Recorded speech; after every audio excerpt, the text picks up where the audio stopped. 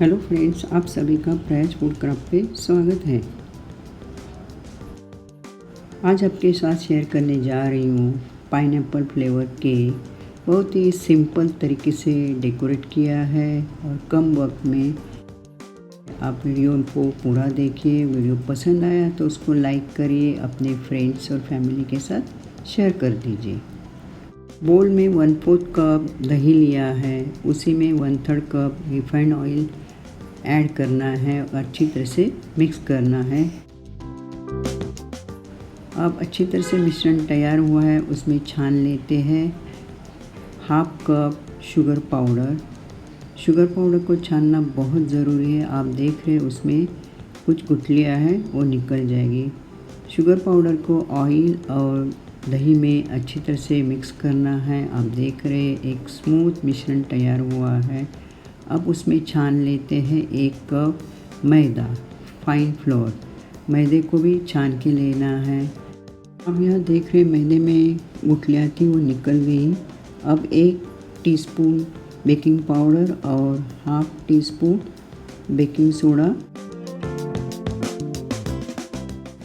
दोनों को छान के लेना है। छानने से उसमें एयर अच्छी इनकॉर्पोरेट हो जाती है और बैटर लम्स फ्री हो जाता है। फिर सभी को एक साथ मिक्स करके लेना है। बैटर ड्राई है। अब उसमें 1/3 कप रूम टेम्परेचर दूध ऐड करना है। दूध को एक साथ नहीं ऐड करना है, पहले थोड़ा डालना है और मिक्स करके लेना है। अब यहाँ मैंने फिर से थोड़ा डाल दिया है और मिक्स करके ले रही हूँ। इसी तरह से मिक्स करेंगे तो बैटर अच्छा लम्स फ्री रहेगा।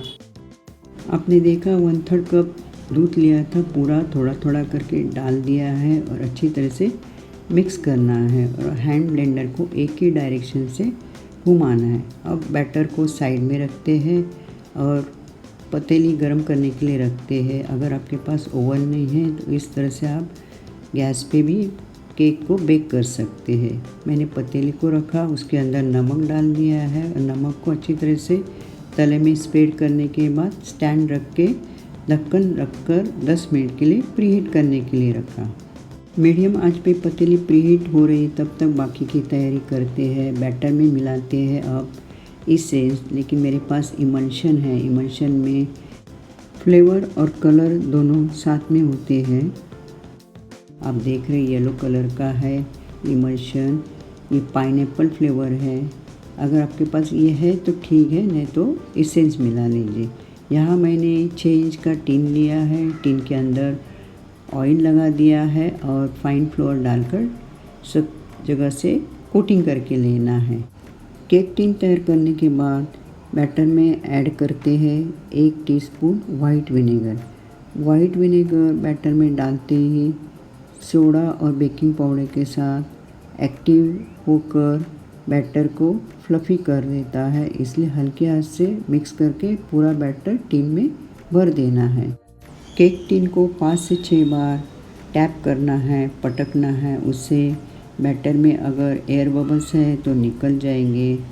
फिर उसके बाद केक टिन को प्री हीटेड पतीली में रख देना है और केक को बेक करना है 30 to 35 मिनट्स। 35 मिनट्स के बाद फ्लेम को बंद करते हैं और केक के अंदर वुडन स्टिक इंसर्ट करके चेक करते हैं। स्टिक साफ़ सुथरी निकली मतलब केक अच्छी तरह से बेक हुआ है। अब केक टिन को पतीले से निकाल कर ठंडा करने के लिए रख देते हैं। केक टिन ठंडा होने तक क्रीम को व्हिप करते हैं। मैंने 1 कप चिल्ड ट्रोफलेट की क्रीम ली है और क्रीम का बोल बर्फ के बोल में रखकर व्हिप करना है 5 मिनट लो स्पीड पे। 5 मिनट के बाद आप देख रहे क्रीम गाढ़ी हुई है, तब स्पीड को बढ़ा दिया है। 5 से 7 मिनट तक लगातार व्हिप करने से अब क्रीम अच्छी तरह से व्हिप हुई है, फ्रॉस्टिंग के लिए तैयार है। 1/4 कप पानी में 1 चम्मच शक्कर डालकर मिक्स करके साइड में रख देते हैं। केक टिन अच्छी तरह से ठंडा हुआ है। नाइफ की सहायता से स्पंज को केक टिन से अलग करके एक प्लेट में या ट्रे में निकालना है और देखिए स्पंज अच्छी तरह से बेक हुआ है। नाइफ की सहायता से पहले इस साइड से ऐसे कट करके जहाँ कट किया है उसमें थ्रेड फिक्स करना है और दोनों पॉइंट्स को एक साथ मिलाकर अपोजिट डायरेक्शन से खींच लेना है और लेयर्स को कट करके लेना है।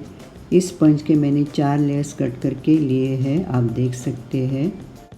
टर्न टेबल के ऊपर गीला कपड़ा या गीला टिश्यू पेपर रख देना है। मैंने गीला टिश्यू पेपर रख दिया है, उसके ऊपर केक बोर्ड को रख दिया है, उससे केक बोर्ड अच्छी तरह से फिक्स रहेगा। फिर उसके ऊपर थोड़ी क्रीम लगाकर स्प्रेड करके उसके ऊपर लेयर्स को असेंबल करना है, इसलिए केक अच्छी तरह से फिक्स रहेगा। पहले मैंने एक लेयर रख दिया है और जो सिरप बना कर रखा है उसके सहायता से मॉइस्ट करके लेना है। अगर आपको मीठा पसंद नहीं है तो पानी से भी आप मॉइस्ट कर सकते हैं। अच्छी तरह से मॉइस्ट करने के बाद पाइपिंग बैग में व्हिप क्रीम को भरा हुआ है और पाइपिंग बैग की सहायता से लेयर पे क्रीम को लगा कर लेना है।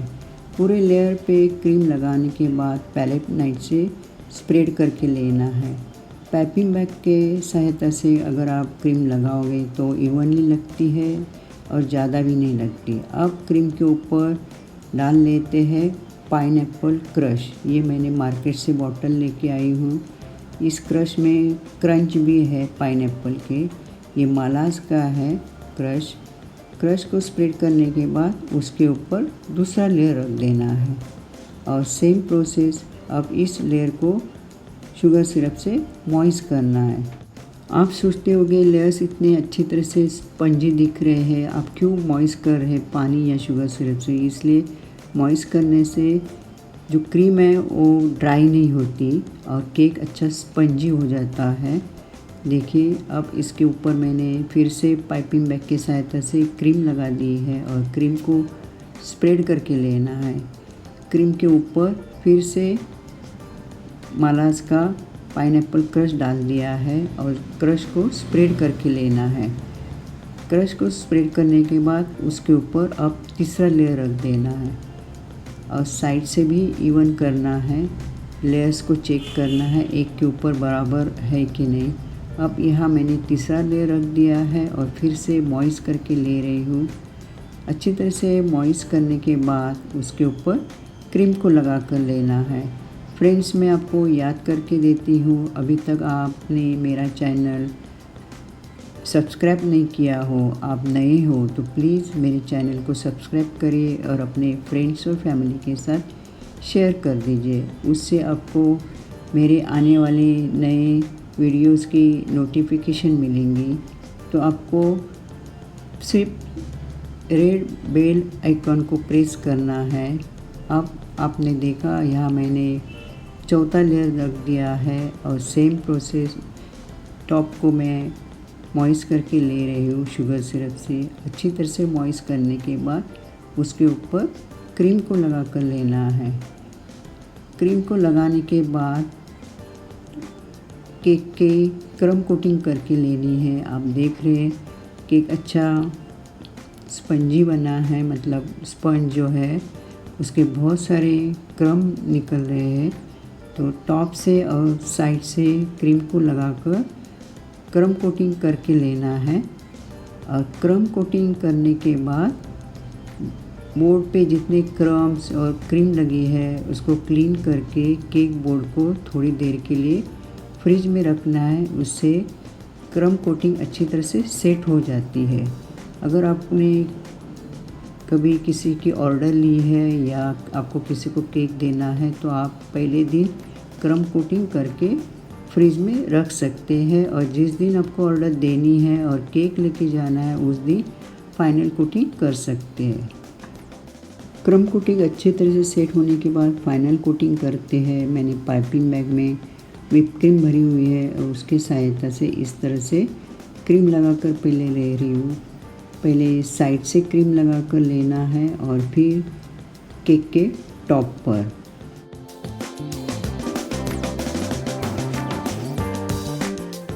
पाइपिंग बैग की सहायता से केक के साइड में और टॉप पर क्रीम लगाने के बाद पैलेट नाइफ से क्रीम को स्प्रेड करके लेना है। यहाँ मैं पहले साइड से क्रीम को स्प्रेड करके ले रही हूँ। फ्रेंड्स, अगर आप पहले क्रम कोटिंग करके लेते हैं तो फाइनल कोटिंग करते वक्त आपने नोटिस किया है कि क्रम्स बिल्कुल आते नहीं फाइनल कोटिंग में। और आपको फाइनल कोटिंग करने में बहुत ही आसान हो जाता है।